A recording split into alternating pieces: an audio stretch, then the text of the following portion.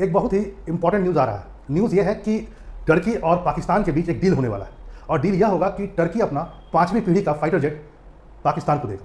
लगभग माना जा रहा है 65 देने की बात हो रही है और इसमें बहुत सारी बातें ऐसी है क्लॉजेज में कि माना जा रहा है टेक्नोलॉजी भी ट्रांसफर हो सकता है, कुछ चीज़ें असेंबल भी हो सकती है पाकिस्तान में। तो ये पाकिस्तान के लिए बहुत बड़ी बात है। वैसे मैं बता दूं भारत के लिए, जैसा कि आप जानते ही हैं कि टर्की से भारत का संबंध कभी अच्छा रहा भी नहीं है। सच्चाई है, यदि मैं कहूँ कि एक बार आप सांप पर विश्वास कर सकते हैं लेकिन टर्की पर विश्वास नहीं कर सकते। टर्की को जैसे हाल ही में भूकंप आया, हमने बहुत मदद दिया, लेकिन उसके बाद पुलवामा अटैक हुआ हम पर, उसका भी निंदा नहीं किया। पाकिस्तान के साथ वो खड़ा नजर आया। चाहे कश्मीर मुद्दा हो, सीए हो, हमेशा शुरू से देखा गया है पाकिस्तान पर। यहाँ पर टर्की को हमेशा इस्लामिक एकता नजर आता है और कहीं ना कहीं ये जो टर्की का झुकाव है पाकिस्तान और इस्लामिक एकता की तरफ, वह कहीं ना कहीं भारत और टर्की के बीच जो संबंध खराब लगभग हो ही चुके हैं उसको और भी खराब कर देगा। लोगों को लगता होगा कि शायद टर्की जो है नाटो का मेंबर है, पश्चिमी जगत है, तो बड़ा लिबरल होगा। सर लिबरल कुछ नहीं है। अब प्रश्न उठता है कि आखिर टर्की पाकिस्तान को क्यों चुना इस फाइटर जेट को देने के लिए, और पाकिस्तान ने टर्की को क्यों चुना? उसके पास एक चॉइस तो था कम से कम चीन के रूप में, J20।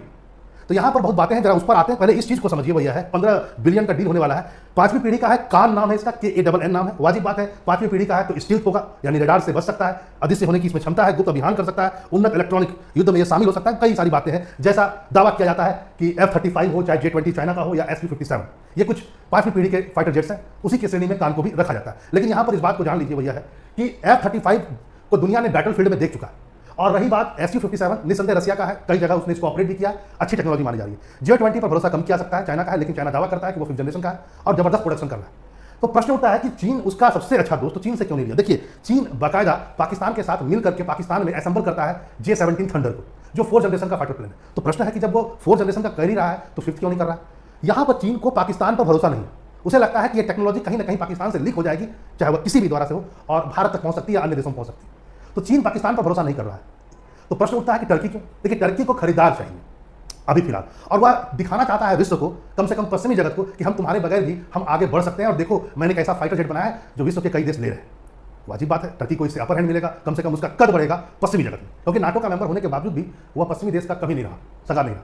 अब आइए आगे कुछ और बातों को जरा देखें और समझें इस बात को। वो यह है कि पाकिस्तान को, जैसा मैंने कहा, कि आवश्यकता, क्योंकि देखो उसके पास पुराना F-16 उसके पास पहले से मौजूद है, अमेरिका ने दिया था, और वह JF-17 थंडर का बना रहा है, लेकिन दोनों ही 4th जनरेशन के।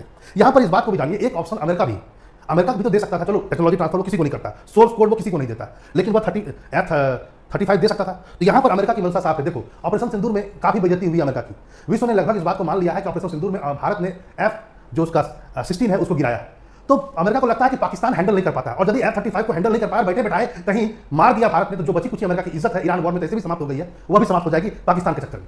क्योंकि कोई वेपन ले लेना अलग बात है और उसको सही ढंग से चलाना अलग बात है। अमेरिका को उसको बेचना है विश्व के कई देशों में, कई देश उसके खरीदार है, कई देशों को वो दे रखा है, लेकिन पाकिस्तान पर अमेरिका इतना विश्वास नहीं करता है और वो जानता है कि कहीं ना कहीं ये गलती करेंगे और इसका खामियाजा उसको एक्सपोर्ट में भी, उसके एक्सपोर्ट गिर सकता है और बेइज्जती से होगी, सो अलग बात। आगे कुछ और बातों को भी समझे भैया है। वाजिब बात है, टर्की दावा करता है कि देखो मैं इसमें उन्नत रडार लगा रखा हूं, मैं इसमें जो मिसाइल यूज हुआ है वह लंबी दूरी तक मार कर सकता है, ये सब बातें कही गई। लेकिन यहां पर इस बात को, जैसा कि मैंने पहले कहा, कि टर्की लगा हुआ है, पाकिस्तान को चेपना चाहता है ताकि पाकिस्तान खरीदार बन जाए, और आगे चलकर के वो बात कर रहा है इंडोनेशिया और अजरबैजान से भी कि तुम भी लो।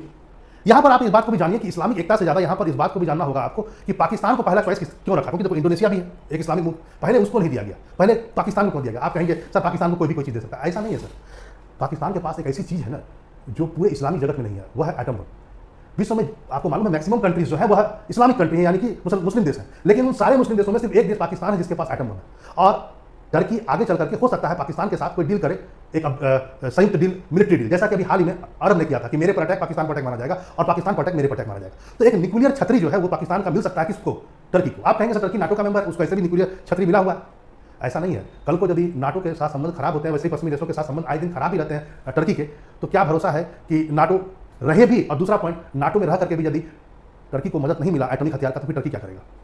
यहां पर इस बात को भी समझें कि अमेरिका ने टर्की को मना किया था कि S-400 आप नहीं लीजिएगा रसिया का, क्योंकि अमेरिका और टर्की मिल करके 5th जनरेशन का एयरक्राफ्ट बनाना चाह रहे थे, वही F-35 बोले थे दोनों मिलकर बनाएंगे, तुम्हारे यहीं बना लेंगे, कोई दिक्कत नहीं। लेकिन बात बहुत आगे तक पहुंच भी चुकी थी, लेकिन टर्की उधर एयर डिफेंस सिस्टम की ओर बढ़ा रसिया का।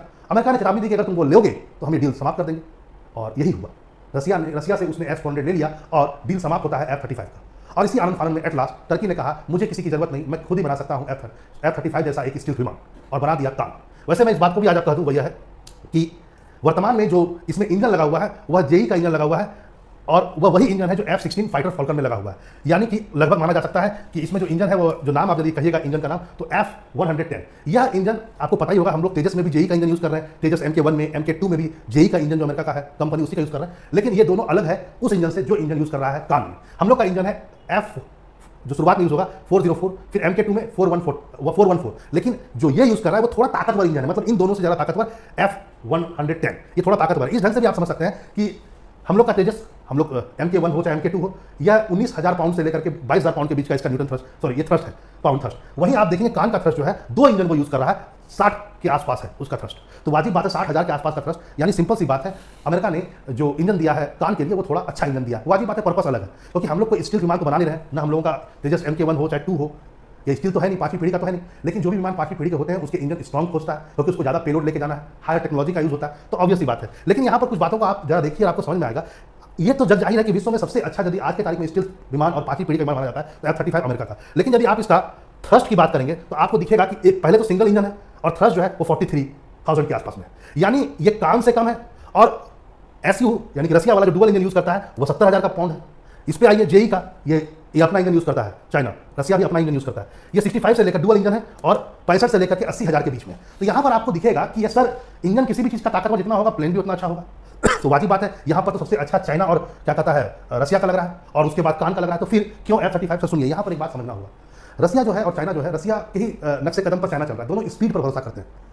और यदि आपको स्पीड चाहिए ज़्यादा तो आपको हायर थ्रस्ट का आपको इंजन लगेगा, इसमें कोई बात नहीं। वहीं अमेरिका कहता है कि नहीं, यदि हम हायर थ्रस्ट का इंजन लेंगे तो मेरा स्टील टेक्नोलॉजी डिस्क्लोज हो सकती है, एक्सपोज हो सकता है। क्योंकि अमेरिका का मानना है कि इंजन यदि ज़्यादा गर्म होगा तो रेडार पकड़ सकता है, उसकी गर्मी के द्वारा उसी पूरे एयरक्राफ्ट को पकड़ सकता है। तो अमेरिका चाहता है कि वो ऐसा इंजन यूज करे जो ताकतवर तो हो लेकिन वो स्टील को प्रॉपर ढंग से चला सके, यानी कि दुश्मन से सीख सके। इसके लिए इंजन का कम गर्म होना जरूरी है। लेकिन वहीं रसिया का और चाइना का, और यदि आप देखेंगे तीनों का, आप देखेंगे स्पीड ज़्यादा है। इसलिए कहीं ना कहीं लोग इस बात को मानते हैं यदि आप स्पीड ज़्यादा रखेंगे इंजन ताकतवर करके, चाहे डुअल इंजन से हो चाहे सिंगल इंजन से ही क्यों ना हो, तो इससे एक्सपोज हो सकता है रेडार के सामने। क्योंकि यदि इंजन ज़्यादा गर्म होगा, स्पीड कीजिएगा, इंजन गर्म होगा तो इंफ्रारेड रेडिएशन होता है और उसके बाद उसको रेडार पकड़ सकता है। और इसलिए आप जरा गौर कीजिएगा, जहां रूस और चाइना स्पीड पर भरोसा करता है, देखिए इनका लगभग 2 मैक, इनका भी 2 मैक है रूस का और चाइना दोनों का 5th जनरेशन वाला। वहीं कान जो है वो 1.8 मैक है, लगभग समान है। लेकिन अमेरिका का F-35 जब आप देखेंगे तो स्पीड आपको सिर्फ मैक दिखेगा, यानी 1 मैक, क्योंकि अमेरिका स्पीड पर नहीं स्टील टेक्नोलॉजी पर भरोसा कर रहा है।